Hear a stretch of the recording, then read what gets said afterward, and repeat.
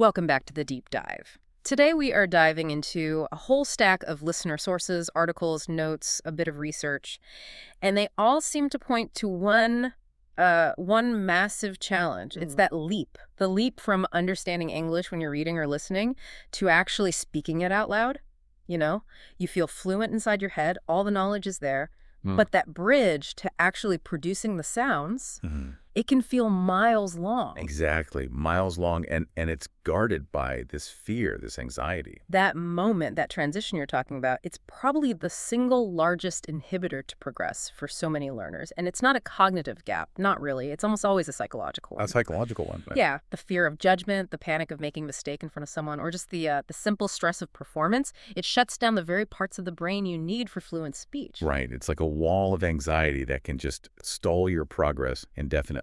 So our mission today is to take a deep and I think a very calm look at the most effective stress-free methods out there right now. We're going to explore how you can use solo practice. So, practicing English completely alone to build what feels like unbreakable confidence. And this deep dive, it's really meant to be a supportive guide. It distills these practical insights that, well, they align perfectly with the philosophy of Fluent Mindcast. Which is? That building authentic fluency, it requires a calm, supportive, and most importantly, a low-pressure environment. We're absolutely committed to that. We want to maintain a slow, relaxed, conversational energy through this whole discussion. We promise we're going to move beyond just, basic tips and really distill these practical, simple techniques. Techniques that genuinely fit into your life. Yes, into the smallest pockets of your daily life and transform those everyday moments into truly powerful speaking opportunities. And what's so fascinating here, I think, is understanding the core psychological benefit of practicing alone. When you completely remove the pressure of an external audience, you simultaneously remove that need for immediate analysis or correction, and the brain is just given the necessary space and time to retrieve the vocabulary, to structure the grammar, and to form the sentences without that threat of embarrassment. So we're not just practicing language here. We're fundamentally training our brain's confidence systems. It's like giving ourselves an incredibly safe training room where all the lights are green. Precisely. We have to establish this core premise right up front.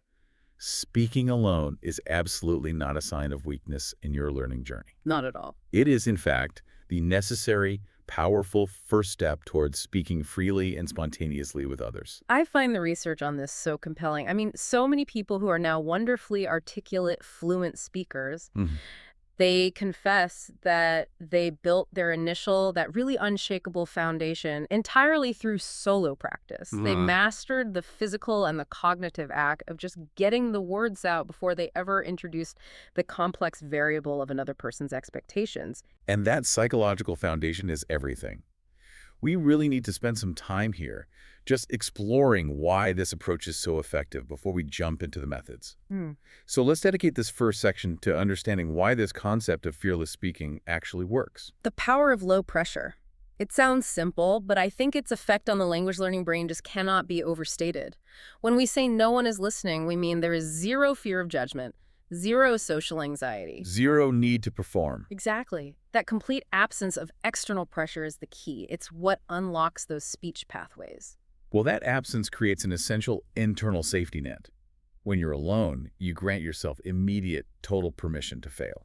Permission to fail. Yes. You're allowed to slow down, to, repeat a phrase 2 or 3 times until the articulation feels natural. You can pause for an entire minute if you need to, just to retrieve that one elusive word. And crucially, this builds comfort with the physical act of forming English sentences.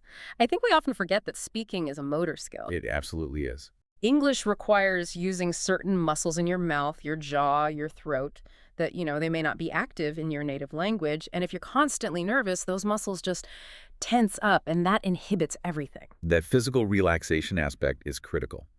Neuroscience actually confirms that muscle tension inhibits motor function retrieval, which is precisely what the brain needs for rapid, spontaneous speech. So you're fighting against yourself. You are. Solo practice, it acts as a form of vocal and cognitive stretching before the high-stakes performance of a real conversation. You're just getting comfortable with the sound and the feel of the language coming out of your own body, establishing new motor memories without stress. Okay, but let's address a common challenge right away. When we encourage solo practice, a lot of people report feeling, awkward or silly or self-conscious, even when they're completely alone, where does that resistance come from? Those feelings are completely normal. I mean, they're usually the brain resisting a new, unfamiliar habit, especially one that's associated with a performance skill. The way to overcome them isn't by fighting the feeling, but by profoundly changing the definition of the goal. We have to emphasize the absolute necessity of accepting the stakes Yeah. and just keeping the stream flowing, rather than stopping frequently to self-correct. That stopping, that constant internal editing, that instant demand for perfection, that, as the sources all say, is the ultimate killer of confidence and flow. It is. And there's a crucial neurological mechanism behind it. If we connect this to the bigger picture, fluency is about flow, not perfection. Right. When you stop a sentence to correct a tense or, a grammar point, you instantly engage the analytical, effortful part of your brain, the prefrontal cortex. The thinking brain. The thinking brain, yes. Yeah. And this highly analytical engagement actively inhibits the unconscious automatic retrieval pathways, the flow state that you're trying to build. Yeah. You're demanding analysis in a moment that requires automaticity. So if the brain is constantly switching between being a speaker and being the stern editor, it just can't build momentum in either role. Exactly. When you allow mistakes and you just focus on maintaining that conversational stream, you train the automatic system. The goal is comfortable, sustained communication. I mean, even native speakers make grammatical slips or misspeak constantly. All the time. The goal is training your brain to retrieve the next word, not to go back and edit the previous one. Yeah. So the rule in the solo practice room is sacred. Keep the stream flowing. Even if you know you just mixed up go and went. You can circle back later, maybe when you're analyzing or recording, but in the moment of production, the priority is movement.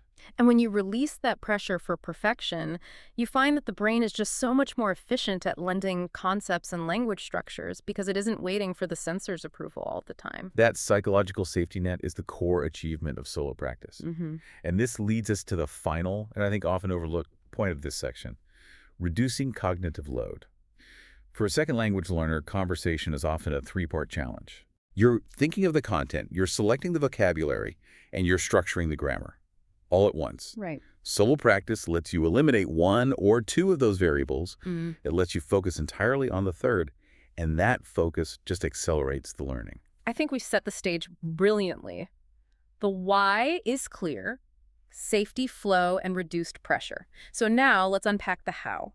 We've established the mindset. Now for the methods. Let's do it. Okay, so let's look at the first three routines. And we want techniques that are simple, they require zero external equipment, and they can be integrated immediately into whatever you're doing right now. Yes. We're inviting you, the listener, to try these out in small, slow doses as we describe them. We need routines that require zero preparation time, because honestly, preparation is often just another form of procrastination. So true. Right. Okay, method 1, narrate your actions out loud. We call this the child's method. This is the ultimate in simplicity. The core technique is just naming the actions you are performing as you do them. Think of it as providing a live, running commentary on your own life. And the examples are endless, and they anchor the language in the present moment. So if you're in the kitchen, you might describe the sequence. I am washing the plate. I am drying the glass. I am putting the clean dishes into the cupboard. Or if you're on your commute, I am walking to the bus stop. I am checking the time on my phone. I'm waving to the driver. Even simple household tasks work. I'm putting on my socks. I'm closing the blinds. I'm turning off the light. The sentences are short, they're active, and they're immediate. And the benefit here, it's just transformative. This technique builds automatic speaking habits by connecting English words directly with real physical movement and multisensory experience. That sensor-motor connection is profound. When you link the word pour to the physical feeling of tipping a kettle, that memory path is strengthened so much more effectively than just reading the word in a book. It's what linguists call embodied cognition. Right. And the fun curiosity here is that this mimics the most natural form of language acquisition. Children, they primarily learn by naming the things they do and see, which validates this technique as being inherently natural and non-academic. It makes English feel less like a school subject Exactly. and more like a tool for navigating your actual daily reality. But let's do some troubleshooting here. What if you find yourself struggling to find the verb for a specific action like, I don't know, folding laundry or stirring soup? What do you do? Don't stop. That's the main thing. Just use a simpler known word or even just point and say, I am doing this thing. The goal is flow over precision. You can always look up the perfect verb later. The momentum is everything. Okay, so we want to encourage you to try a simple narration right now. Just look at what you're doing. Are you sitting? Are you moving? Describe it in one short sentence, out loud. Intentional, reflective pause, approximately 5 seconds. That moment of trying it, however brief, that's the muscle flex we're looking for. Now let's move on to method 2. Talk about your day, the vocabulary connector. This is a bit of a step up from simple narration How so? because it requires sequencing and a little bit of tense management. It links the past, the present, and the future. Okay. So the core technique here is describing your routine, what you did this morning, what you are doing now, or maybe your plans for tonight. You can structure it chronologically, which is a really natural narrative structure. For example, this morning I woke up at 7, I drank some coffee, and I checked my email. Right now I am sitting down to focus on this deep dive. Later, I plan to visit my friend and watch a movie. You see, the beauty is that the topic is perpetually available and it requires zero research. The benefit, then, is that it forces you to use the most common, essential vocabulary in a natural and consistent way. If you practice this every day, you are constantly reinforcing the 100 most important verbs you need for, survival conversation. And you're maneuvering naturally between past, present, and future tenses. And my insight regarding the cognitive load here is key. Your own routine is genuinely the best speaking topic you possess because the underlying content, the semantic information, is already primed and known. You know what you did. So you don't have to think about what to say. Exactly. The learner only needs to focus on the linguistic formulation because the content requires zero searching or thinking. That makes so much sense. You remove the burden of originality. But here's a critique I've seen. How do we ensure the learner doesn't just loop through the same 20 words every single day? Where does the vocabulary growth come from? That's a crucial question. The purpose of method 2, at least initially, is not vocabulary expansion. It's vocabulary automaticity. By locking in the core structure and the essential verbs, you free up cognitive space. Once you are comfortable speaking about your routine in 3 different tenses, then you can consciously start integrating just one new word a day. Just one. Just one. Maybe a new adjective to describe the weather or a more complex verb for your dinner preparation. The foundation has to be solid before you start building up the walls. So the stability that's created by method 2, it allows the brain the capacity to handle new vocabulary that you're introducing through other learning methods. It's a stabilizing force. Exactly. It solidifies the platform. Okay, let's look at the third simple routine, method 3. Ask and answer simple questions, the conversation trainer. This one takes the solo practice from a passive description to more of an active dialogue simulation, which feels much closer to a real conversation. The core technique is to generate a natural conversational flow by asking yourself basic questions and then immediately answering them out loud. This forces the brain to rapidly switch roles from question generator to response generator. And the questions can be incredibly simple, right? Focusing on your state of being, or an opinion, or an action. For instance, what is the most important thing I need to do this afternoon? You pause, and then answer. I need to finish preparing for my meeting at 4 p.m. Or even simpler, how do I feel about the noise outside? Pause. I feel slightly irritated, but I can ignore it. The benefit here is unique because it trains both the thinking process, the rapid formulation of a logical question, and the speaking output, the immediate relevant formulation of the answer at the same time.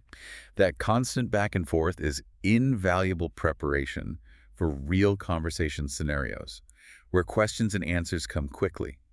They demand speed, not just accuracy. This is the closest you can get to practicing conversational tennis without a partner. You're training responsiveness, which is really the heart of fluency. And my guidance here is to start very, very simply. Don't try to draft complex, nuanced responses. Focus entirely on training the habit of the swift back and forth exchange. The goal is to reduce the latency, the time between hearing a question and initiating a response. So if you can answer a simple question like, "Are you hungry?" in under 2 seconds, you're succeeding. That's a huge win. Yeah. The consistency in training the conversational pattern is vastly more important than the length or complexity of the response. So we've established the foundation and these 3 daily habits for building flow.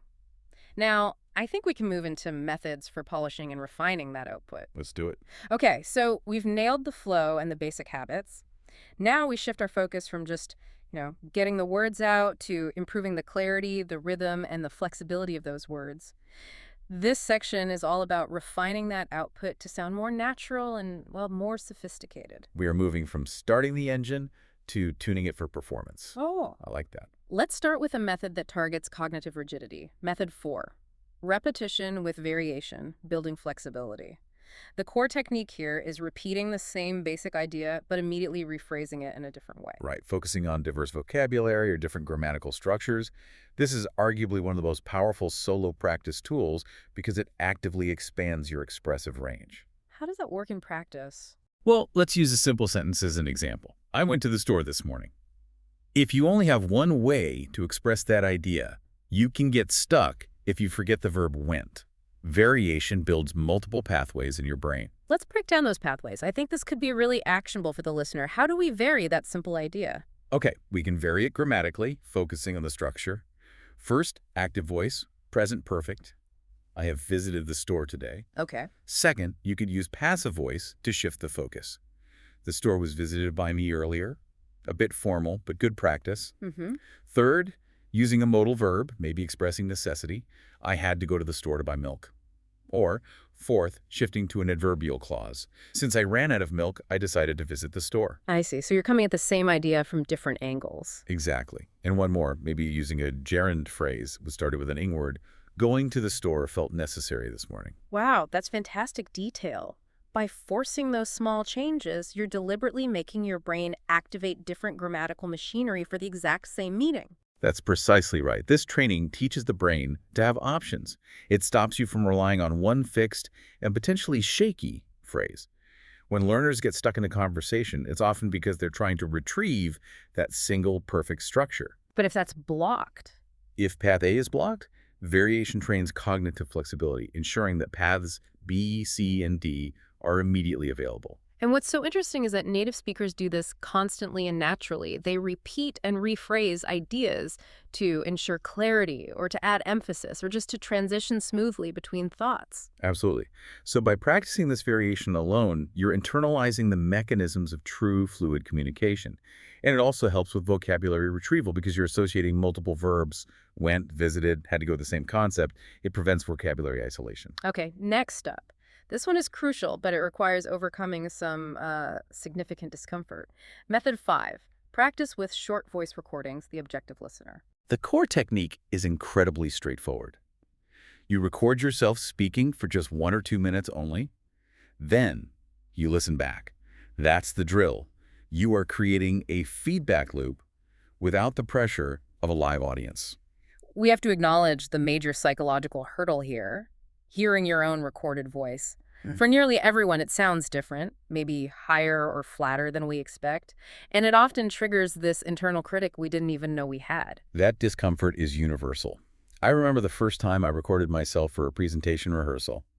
I thought I sounded like I was constantly whispering into a tin can and my rhythm was all wrong. Right. That feeling is normal, and it's a minor price for a major benefit. By recording, you separate the cognitive load of production from the analytical load of evaluation. You're stepping out of the moment of speaking, which is highly emotional and high pressure, and you're viewing the performance objectively. Exactly. When you listen back, you notice your actual pronunciation, your intonation pattern where you stress words, and your overall rhythm. When you are speaking, your brain is just too busy managing sentence structure to notice these fine details. But when you listen, Your brain is purely analytical. You might notice, for example, that you rush through the end of sentences or that you pronounce certain vowels inconsistently. and the sources highlight this wonderful confidence-boosting side effect.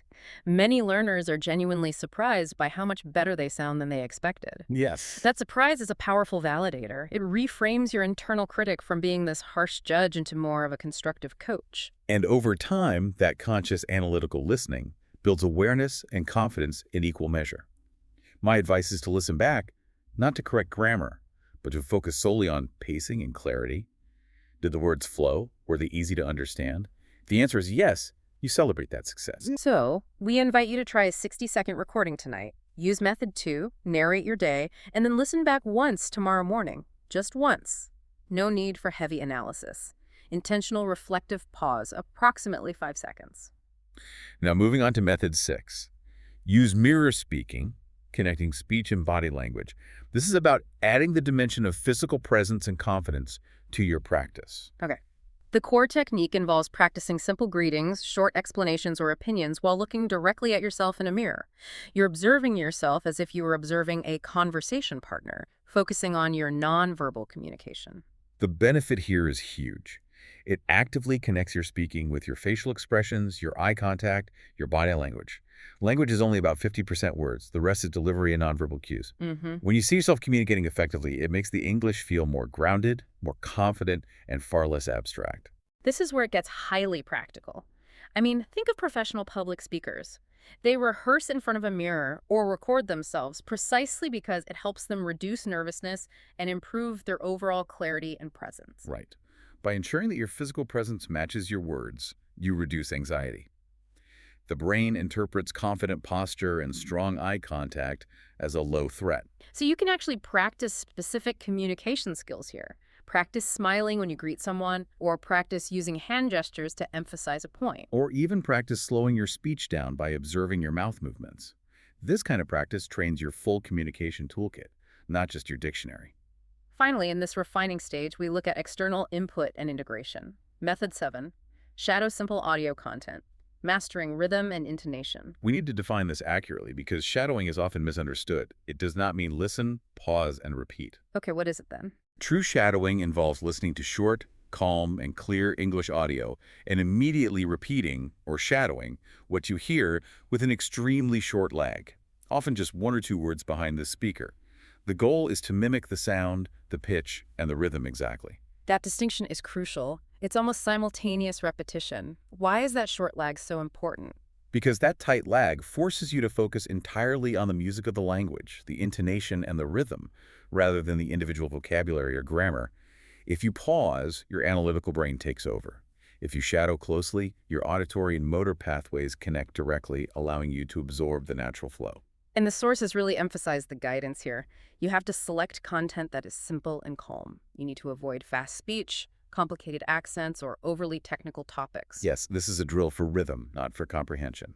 Calm podcasts, clear news reports, or slow instructional videos work best. And the result? The result is transformative. Shadowing brings real-life rhythm and intonation into your practice, helping your speaking sound more natural and less robotic over time. You learn where native speakers pause, where they stress words like emphasizing a noun over a pronoun, and critically, how words link together. Ah, word linkage.